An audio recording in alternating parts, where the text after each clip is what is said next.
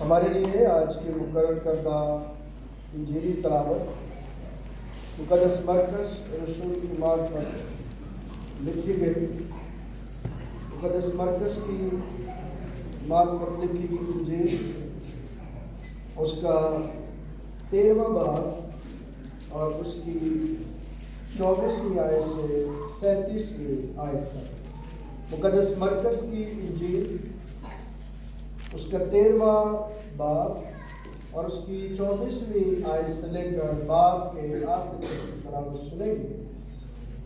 سنیں کلام مقدس میں یہ لکھا ہے، مگر ان دنوں میں اس مصیبت کے بعد سورج تاریک ہو جائے گا اور چاند اپنی روشنی نہ دے گا اور آسمان سے ستارے گرنے لگیں گے اور جو قومیں آسمان میں ہیں وہ ہلائی جائیں گی، جو قوتیں آسمان میں ہیں وہ ہلائی جائیں گی۔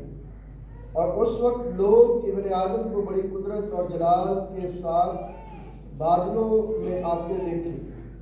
اس وقت وہ فرشتوں کو بھیج کر اپنے برگزیدوں کو زمین کی انتہا سے آسمان کی انتہا تک چاروں طرف سے جمع کرے گا۔ اب انجیر کے درخت سے ایک تمثیل سیکھو، جو ہی اس کی ڈالی نرم ہوتی اور پتے نکلتے ہیں تم جان لیتے ہو کہ گرمی نزدیک ہے۔ اسی طرح جب تم ان باتوں کو ہوتے دیکھو تو جان لو کہ وہ نزدیک بلکہ دروازے پر ہے۔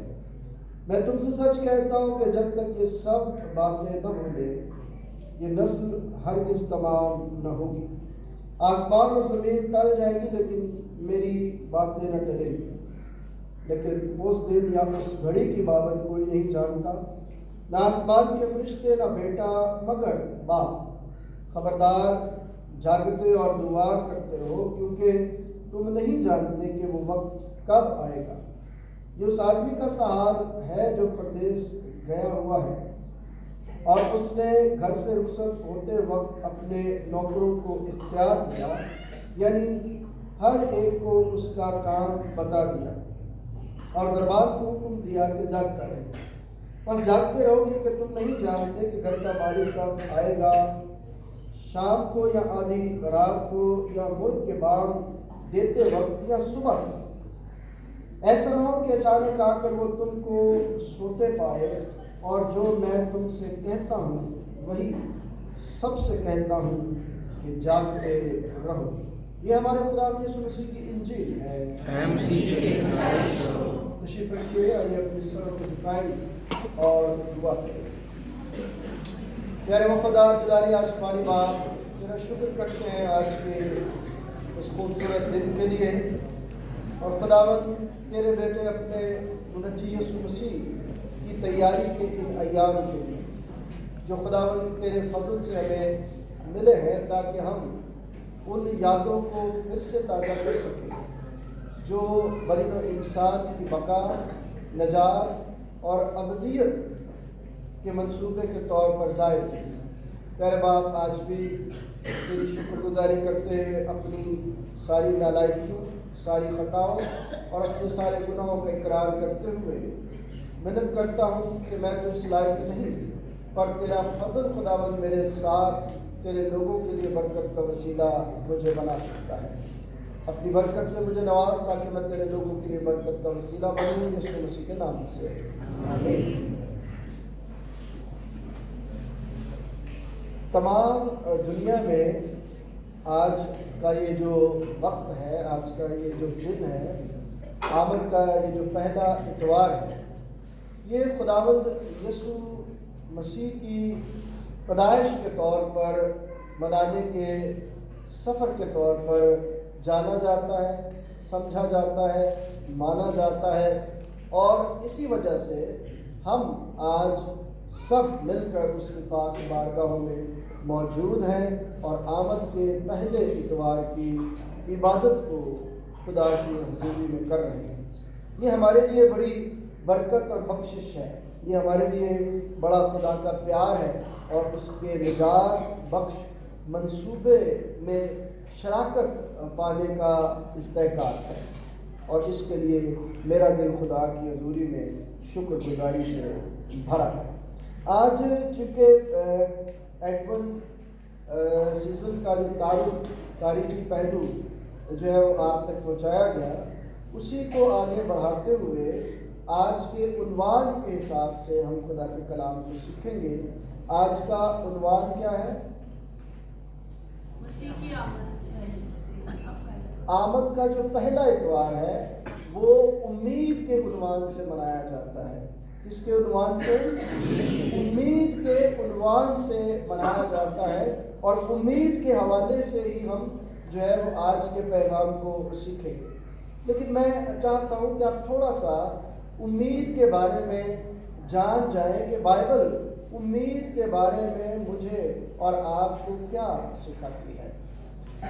بہت ساری آیات آپ کو امید کے بارے میں جو ہے وہ ملیں گی، لیکن ان آیات کے اندر جو الفاظ کے استعمال کیے جانے کا مقصد ہوتا ہے وہ مجھے اور آپ کو سمجھنا پہلے ضروری ہے، تاکہ جو لفظ امید کے لیے پرانے عہد نامے میں یا نئے عہد نامے میں استعمال ہوا ہے وہ ہماری زندگیوں میں کس طرح سے کام کرے گا، یا ہم اسے کس طرح سے سمجھ سکتے ہیں۔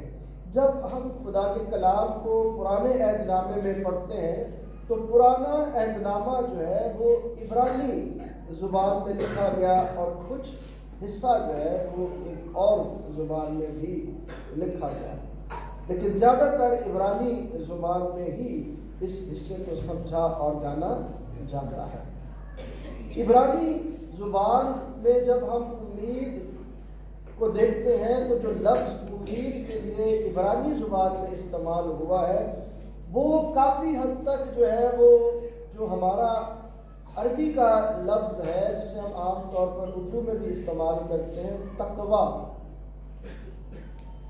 جب تھوڑا سا ہم اس کو عبرانی میں دیکھتے ہیں تو عبرانی میں یہ لفظ جو ہے وہ تقویٰ ہو جائے گا، نیچے زیر لگ کر اور ہے کی آواز نکالے گا، تقویٰ۔ جب ہم اس لفظ کو پرانے عہد نامے میں دیکھتے ہیں تو میں جب خدا کے کلام کو یرمیہ کے حوالے سے پڑھتا ہوں تو یرمیہ میں اس بات کا ذکر کیا گیا ہے کیونکہ خدا میرے اور آپ کے بارے میں جانتا ہے، اور وہ میرے اور آپ کے بارے میں اچھے منصوبے جو ہے وہ رکھتا ہے، تاکہ ہم جو ہے وہ برائی سے نکل کر اچھائی میں جو ہے وہ آ جائیں۔ تو یہ منصوبے میرے اور آپ کے لیے ایک امید کی بات کرتے ہیں، اور یہاں پر جو یرمیہ بیان کرتا ہے اس میں اسی لفظ تقویٰ کا استعمال جو ہے وہ کیا گیا ہے۔ جب اس لفظ کو میں اور آگے یرمیہ میں دیکھتا ہوں تو کلام مقدس میں یہ سکھاتا ہے کہ دراصل یہ لفظ بیمار آدمی کے ساتھ کافی جڑا ہوا ہے۔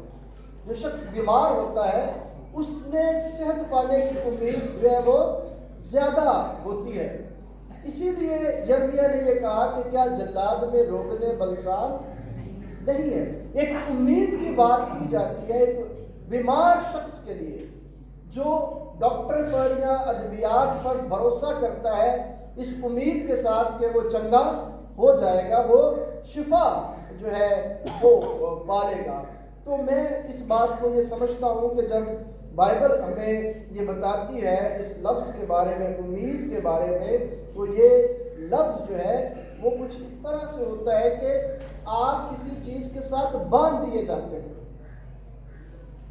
جہاز جب لنگر انداز ہوتا ہے، اس کا لنگر پھینکا جاتا ہے تو ایک جگہ پر جو ہے وہ ساکت ہو جاتا ہے، رک جاتا ہے، وہ آگے نہیں جاتا۔ تو تقویٰ کے اندر جو معنی مفہوم پائے جاتے ہیں وہ اسی لحاظ سے پائے جاتے ہیں کہ امید ایسی ہونی چاہیے کہ ہم ان وعدوں کے ساتھ اپنے آپ کو جوڑ لیں، بندھ جائیں ان کے ساتھ جو وعدے خدا نے مجھ سے اور آپ سے کیے ہیں۔ جب ہم ان سے بندھ جائیں گے تو پھر ہی امید جو ہے وہ ہمارے لیے اچھا رزلٹ لے کر آئے گی۔ لیکن اگر ہم ہلتے جلتے رہتے ہیں، چھولے لیتے رہتے ہیں، ڈاوا ڈول رہتے ہیں، تو پھر ہماری امید کبھی بھی آگے نہیں بڑھے گی۔ تو یرمیہ اس چیز کو ہمارے سامنے رکھتا ہے کہ ایک مریض جس طرح پورا بھروسہ پورا یقین کرتا ہے اور اپنے سازگار ماحول کے لیے انتظار کرتا ہے، اسی طرح مجھے اور آپ کو بھی خدا کے وعدوں میں اسی پر اعتماد، بھروسہ اور یقین کرنا ہے اور اپنے آپ کو اس کے ساتھ ٹائی کر لینا ہے، باندھ لینا ہے، مضبوطی کے ساتھ اس کا انتظار کرنا ہے۔ یہ پرانے عہد نامے میں امید کے بارے میں ایک بات کی گئی۔ اگر ہم نئے عہد نامے کو پڑھتے ہیں تو جیسا بھائی سجاد اقبال نے اس بات کا ذکر کیا کہ نئے عہد نامے کے اندر ایڈونٹ لفظ جو استعمال ہوا ہے، جو لاطینی میں ایڈونٹس کہلاتا ہے، جس سے یہ ایڈونٹ ماخوذ ہے یا نکالا ہے، اس کا مطلب جو ہے وہ خدا کی دوسری آمد کے ساتھ جڑا ہوا ہے، جس کا ذکر ہم نے مرکز کی انجیل میں بھی پڑھا ہے کہ دوسری آمد میں کیا ہوگا، اور خبرداری کیا ہے کہ جاگتے رہو۔ انتظار کی کیفیت تو ہے، لیکن اس انتظار کو جس طرح جہاز لنگر انداز ہو جاتا ہے اس مقام پر، آپ نے بھی اپنے آپ کو اس پر لنگر انداز کر لینا ہے۔ تو دوسری آمد کے ساتھ یہ لفظ چونکہ جڑا ہوا ہے، اور اس لفظ کو جس طرح ہم نے عبرانی میں لفظ دیکھا ہے، اگر ہم اس کو یونانی میں دیکھنے کی کوشش کریں تو گریک میں یہ لفظ جو ہے وہ ایلپس کے نام سے سمجھا اور جانا جاتا ہے۔ ایلپس کے نام سے سمجھا اور جانا جاتا ہے۔ یہ وہ باتیں ہیں جن کے اندر رہ کر ہم آج کے متن کو سمجھ سکتے ہیں۔ جب میں ان باتوں کو پڑھ رہا تھا اور میں جاننے کی کوشش کر رہا تھا تو پرانے اور نئے عہد نامے میں اگرچہ زبانوں کا فرق ہے، اگرچہ زبان دانی میں جو ہے وہ بولنے سمجھنے کی بات کی جاتی ہے، تو بھی دونوں کے معنی مفہوم جو ہے وہ ایک ہی چیز مجھے اور آپ کو سکھاتے ہیں۔ جب میں اس لفظ پر غور کرتا ہوں تو یہ بھی عبرانی لفظ کے مطابق امید اور توقع کا احساس مجھے اور آپ کو ایک اچھے نتیجے کے طور پر بیان جو ہے وہ کرانے کے لیے تیار ہوتا ہے، تاکہ میں اور آپ اس کو اچھے طریقے سے سیکھ سکیں۔ لیکن یہ لفظ ہمیں نجات، ابدی زندگی اور مسیح کی واپسی کے تناظر میں سمجھنے کی تلقین کرتا ہے، تاکہ ہم سمجھ سکیں کہ یہ جو لفظ ایلپس ہے یہ میرے اور آپ کے لیے خداوند یسوع مسیح کی دوسری آمد کے طور پر بیان کرتا ہے۔ لیکن دونوں کا پس منظر جو ہے یا دونوں کے حالات جو ہے، ان لفظوں کے پیچھے جو پایا جاتا ہے، سچویشن پائی جاتی ہے یا جو حالات پائے جاتے ہیں یا جو صورتحال ہے، وہ برابر ہی سمجھی جائے گی۔ دیکھیں کلام مقدس میں جب ہم نے یہ پڑھا ہے، میرے ساتھ آپ یوشعیاء کا صحیفہ نکال لیں جو آپ نے ابھی تلاوت سنی ہے، یوشعیاء کی کتاب میں سے اس کے 9 باب کی 2 آیت سے ہم نے سنا کہ کس طرح سے خدا جو ہے وہ ہمیں سکھاتا ہے۔ 2 آیت میں لکھا ہے، جو لوگ تاریکی میں چلتے تھے۔ بات کس کی ہے؟ کس میں چل رہے تھے؟ تاریکی میں چل رہے تھے۔ آمد سے پہلے کی بات ہے، خدا یسوع مسیح کی پہلی آمد سے یہ پہلے کی بات ہے کہ جو لوگ کس میں چل رہے تھے؟ تاریکی میں چل رہے تھے۔ اور آمد کے بعد جو ہے اب کیا منظر ہے؟ اب بھی لوگ کس میں چل رہے ہیں؟ تاریکی میں چل رہے ہیں۔ اس زمانے میں لوگ جو ہے وہ اپنی زندگی میں گناہ کی حالت میں تھے، اور گناہ انسان کو لاچار اور بے بس کر دیتا ہے، اور گناہ انسان کو تباہ و برباد کر دیتا ہے، اور گناہ انسانی زندگی کو بے حال کر دیتا ہے، اور گناہ انسان کی زندگی کے راستوں کو بند کر دیتا ہے۔ کل ہم بات کر رہے تھے، ایک خاندان کی شکر گزاری کی عبادت تھی چرچ میں، تو ہم بات یہ کر رہے تھے کہ جو ہمارے سراؤنڈنگ میں نعمتیں ہمیں ملتی ہیں، جو ارد گرد ہماری برکتیں ہیں، ہم اگر ان کو اس انداز سے سمجھنے کا طریقہ کار اختیار کر لیں کہ یہ چیز جو ہے، یہ جو چرچ ہے میرے لیے خدا کی برکت ہے اور میں اس کے لیے خدا کا شکر ادا کرتا ہوں. اور اگر یہ سمجھا جائے کہ یہ چرچ ہے اور مجھے اس میں جو ہے وہ کوئی حصہ ہی نہیں ملتا تو پھر کیا ہوگا؟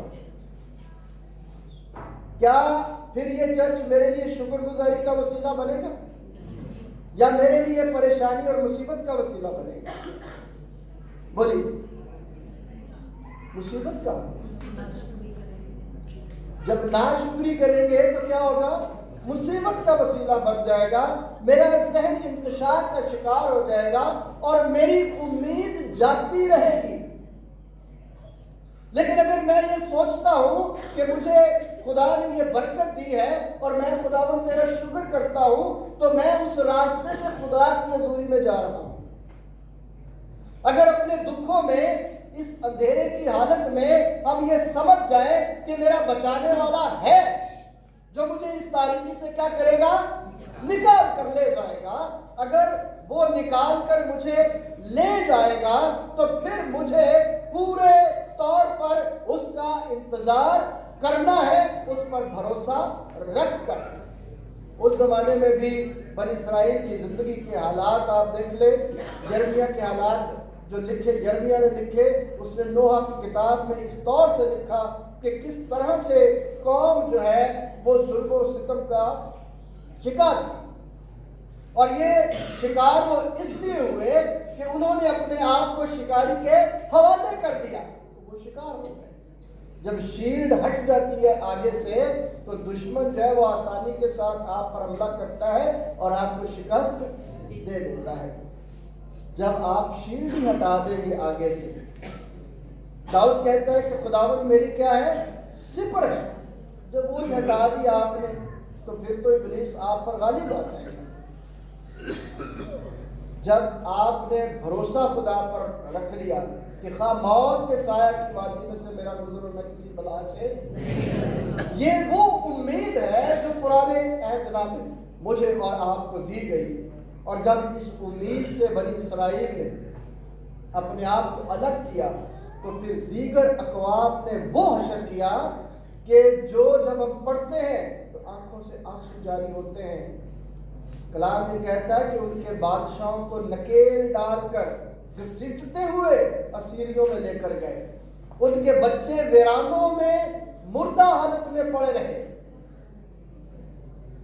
اور ان کا کوئی پرسان حال نہ تھا کیونکہ شیلڈ ختم ہو گئی. خدا نے کہا تھا کہ جس ملک میں تمہیں بھیج رہا ہوں، جو دے رہا ہوں میراث کے طور پر، اگر تم میرے حکموں پر عمل نہیں کرو گے تو پھر دنیا میں کیا ہو جاؤ گے؟ پراگندہ ہو جاؤ گے. یہ وہ حالت تھی جس میں تاریکی میں وہ رہ رہے تھے، لیکن وہاں پر بھی خدا اپنی محبت، خدا اپنے پیار کو، خدا اپنی سلامتی کی امید کو دینا چاہتا ہے. اور کیا کہتا ہے؟ ذرا دیکھیے کہ کیا ہم نے پڑھا ہے. کیا لکھا ہے دوسری آیت میں؟ جو لوگ تاریکی میں چلتے تھے انہوں نے بڑی روشنی دیکھی. ایک امید کی روشنی دیکھی. آج اس لیے ہم نے جو ہے وہ پہلی موم بتی روشن کی ہے، اور یہ جو پہلی موم بتی ہے اسے نبوتی موم بتی بھی کہتے ہیں. یہ جو کینڈل ہے، پروفیسی کینڈل بھی ہم اسے کہتے ہیں. نبوتی موم بتی کس کو کہتے ہیں؟ پیغمبری موم بتی بھی ہم اس کو کہتے ہیں. یہ کلام کا حصہ جو آپ کے سامنے پڑھا گیا ہے یہ اسی نبوت کے ساتھ اس کا تعلق جڑا ہوا ہے کہ خدا مجھے اور آپ کو امید دیتا ہے کہ تاریکی میں روشنی ہوگی.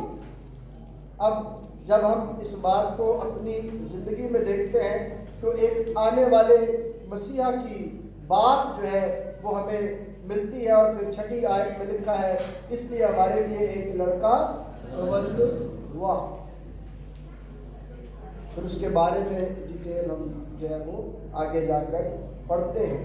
اب اگر میں اور آپ اس بات کو سمجھتے ہیں کہ میں اپنی زندگی میں اپنے گناہ کی بیماری میں مبتلا ہوں تو مجھے شفا دینے کے لیے میرا شافی آئے گا اور مجھے بچائے گا. جب میں یہ پڑھ رہا تھا 12 برس کی عورت جو بیمار تھی اس کی امید دیکھیں کتنی تھی. اس کی امید کا معیار دیکھے کیا تھا کہ میں صرف اس کی پوشاک کا پلہ چھو لوں گی تو کیا پاؤں گی؟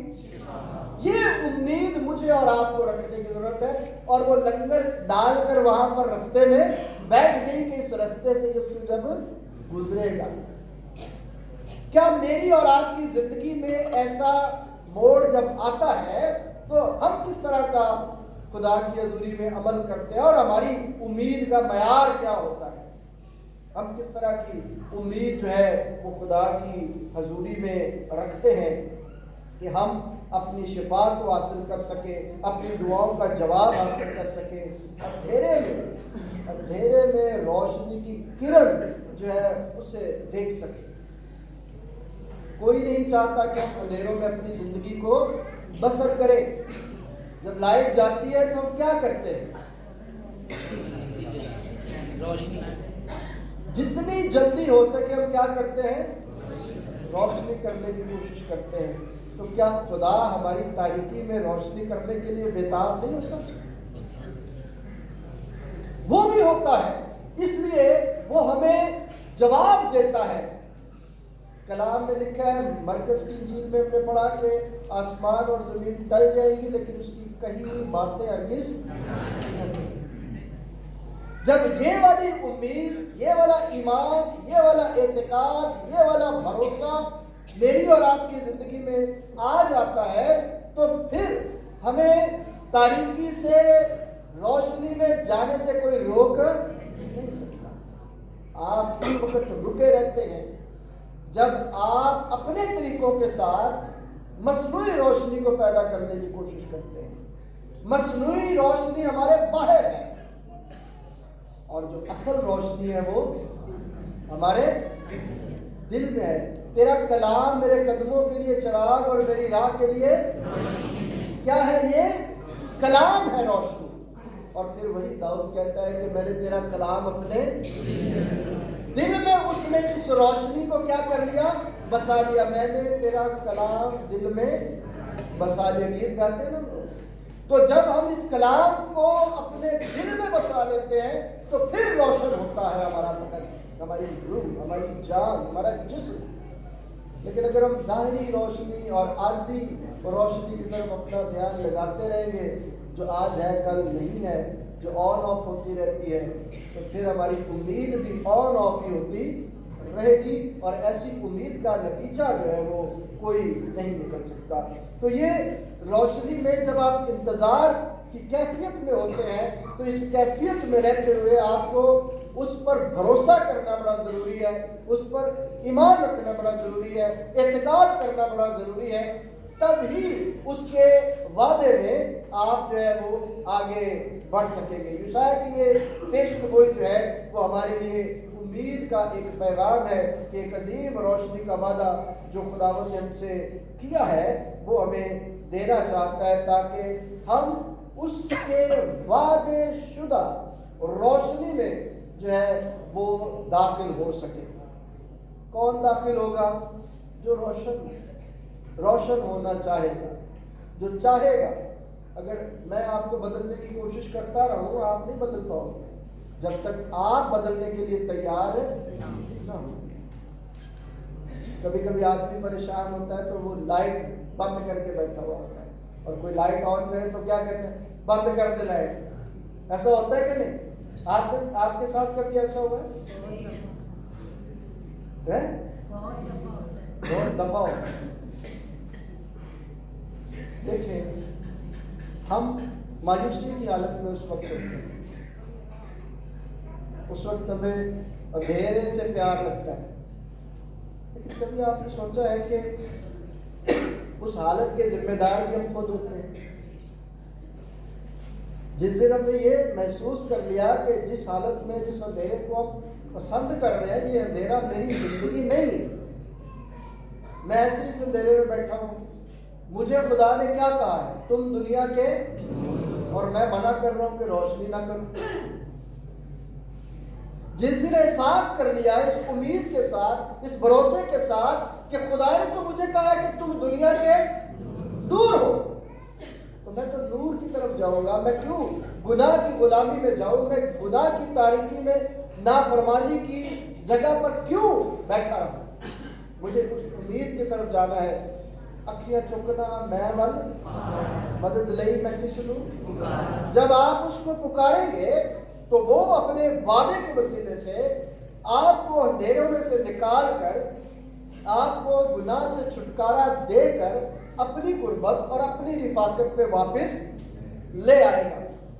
जब आपको वादा दे दिया गया है तो उस वादे में जो उम्मीद है वो आपको समझने की ज़रूरत है कि आमद के इस इतवार पर जब हम खुदा के कलाम को पुराने अहदनामे के हवाले से पढ़ते हैं तो पुराने अहदनामे में बनी इसराइलियों की क्या तवक्को थी, क्या उम्मीद थी। खुदा ने तो उन्हें सब कुछ दिया, लेकिन वो अपने गुनाहों की वजह से, नाफरमानियों की वजह से तारीकी में गिर गए। फिर भी हमें उन्हें उम्मीद थी कि खुदा के वादे जो है वो सच्चे हैं। खुदा ने जो हमारे बाप दादा से वादे किए हैं वो हमें उनके वसीले से बचाएगा, और उन्होंने अपने बाप दादा के वादों को खुदा की हजूरी में रखा कि हमें क्या कर ले, बचा ले। हालांकि हालत क्या थी? यशायाह के पहले बाब में अगर पढ़े तो हालत क्या लिखी है कि अगर मैं बाप हूं तो मेरी इज्जत। जानवर जो है वो अपने मालिक को पहचानता है, लेकिन मेरी कौम मुझे नहीं। ये बड़ा अलमिया था।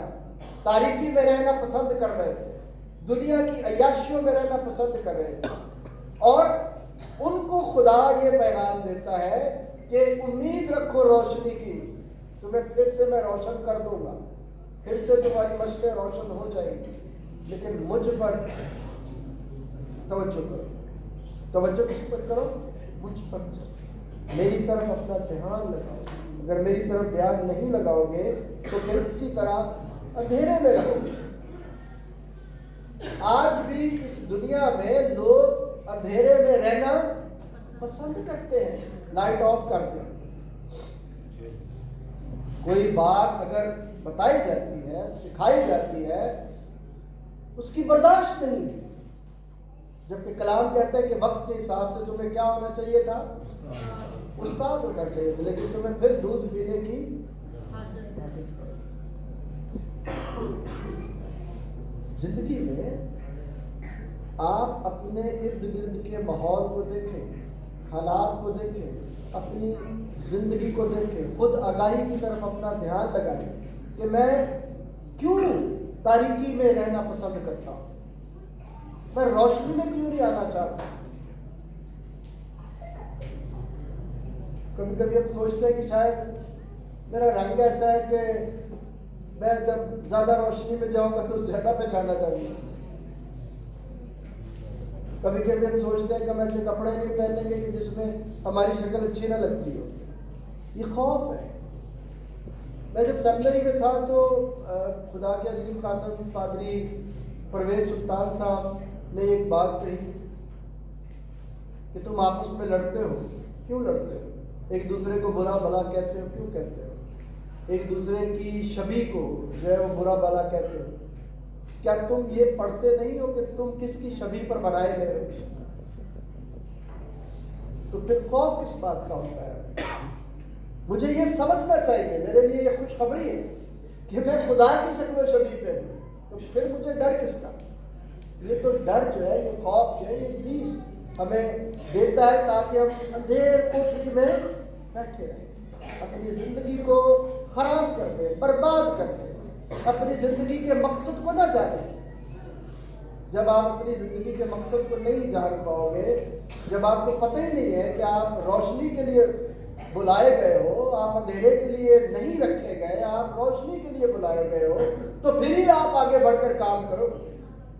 जहाँ पर लोग ये समझते हैं कि जब कोई कहेगा तो फिर काम करेगा, तो इसका मतलब है कि वो रिमोटिक जिंदगी बसर करना चाहते हैं। चाबी भर दी काम कर दिया, चाबी नहीं भरी काम। अपनी लाइफ में अपनी जिंदगी के मकसद को अगर हम जान जाएंगे तो ये उम्मीद जो रोशनी की मुझे और आपको आज खुदावंद देता है, उसमें हम आगे बढ़ते चले जाएंगे और खुदा की शुक्रगुजारी और उसकी ताज़ीम करने के लिए अपने आप को तैयार कर पाएंगे। आज मेरी दुआ है आप सबके लिए کہ جب ہم خدا کی حضوری میں آج سے ایڈونٹ سیزن کا یہ سفر شروع کر رہے ہیں، جس کا اختتام جو ہے پھر خدا یسوع مسیح کی پیدائش کے موقع پر جا کر ہوگا، تو ہم امید کو پکڑ کر امن، خوشی اور محبت کے ساتھ ایک دوسرے کے ساتھ ملتے ہوئے اس دنیا میں نور کی طرح چمکنا شروع کر دیں۔ کیا آپ تیار ہو سکتے ہیں؟ آپ اپنے آپ کو چمکانے کے لیے تیار ہیں؟ تو پھر اس امید پر اپنے آپ کو قائم کریں، جس امید پر خدا چاہتا ہے کہ میں اور آپ لنگر انداز ہو جائیں، اپنے آپ کو باندھ لیں ان وعدوں کے ساتھ جو خدا نے مجھ سے اور آپ سے کیے ہیں، تاکہ میں اور آپ اس ایمان پر زندگی کو آگے بڑھائیں کہ ہم نے روشنی کی طرف جانا ہے، ہم نے اچھائی کی طرف جانا ہے، ہم نے نیکی کی طرف جانا ہے، ہم نے لوگوں کو بچانا ہے۔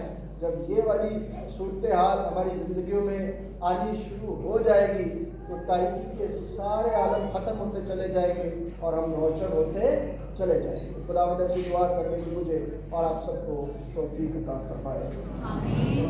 آئیے اپنے سروں کو جھکائیں، کلام کی شکر گزاری کے لیے دعا کریں گے کہ خداوند ہم سب کو اس امید میں آگے بڑھنے کا فضل بخشے کہ ہم خدا پر بھروسہ رکھیں۔